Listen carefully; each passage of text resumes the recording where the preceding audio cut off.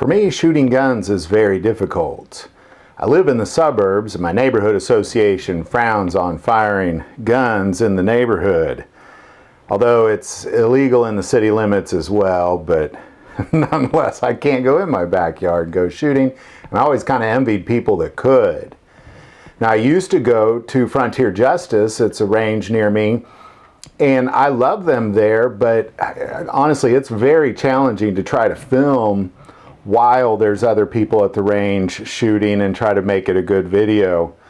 Now, Blue Steel Guns will let me every now and then come in when they're closed, but the problem with that is an employee has to come in on their day off, and I always just feel bad. They say they're happy to do it, but I still feel bad nonetheless. Now, I also have a friend who lives out in the country, and he's got kind of a small little range in his backyard, and he lets me come out there and shoot, but the problem I have is it's always got to be worked out around his family on when people are sleeping or working and that kind of thing. We do have some land down in the Ozarks, kind of in the middle of Missouri. It's about 2.5 hours away. I love going there, but it's 2.5 hours away. But now we've decided that we are going to turn that land into 2 different ranges. So we have gone through this whole process. It's really beautiful land. We actually had to fight in court for access road, which ended up adding a few acres to our land by the end of the court case. And it's just incredibly beautiful. It's on the Niangua River, and it's very mountainous and steep in places. And in the middle is perfect for a short range or a handgun range.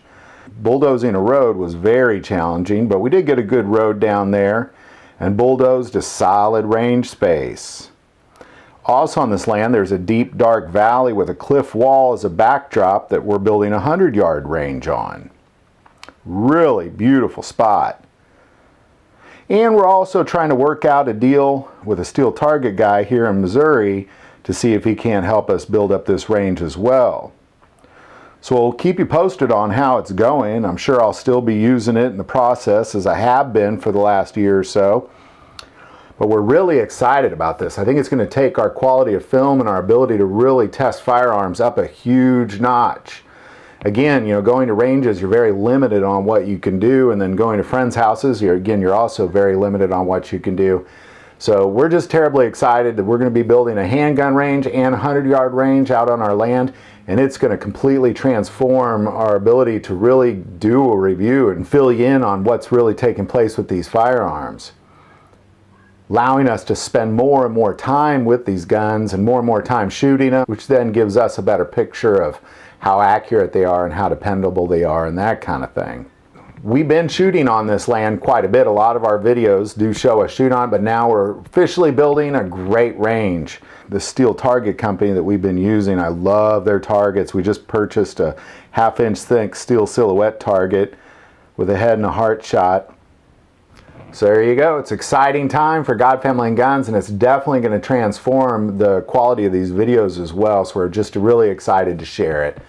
Hope you like this video. Click like and subscribe. If you feel called to support the channel through Patreon, that link is below. But the most important part of this channel is we take prayer requests. Never hesitate to send that in. Thank you for watching this episode of God, Family, and Guns. And as always, love God, love your family, love guns.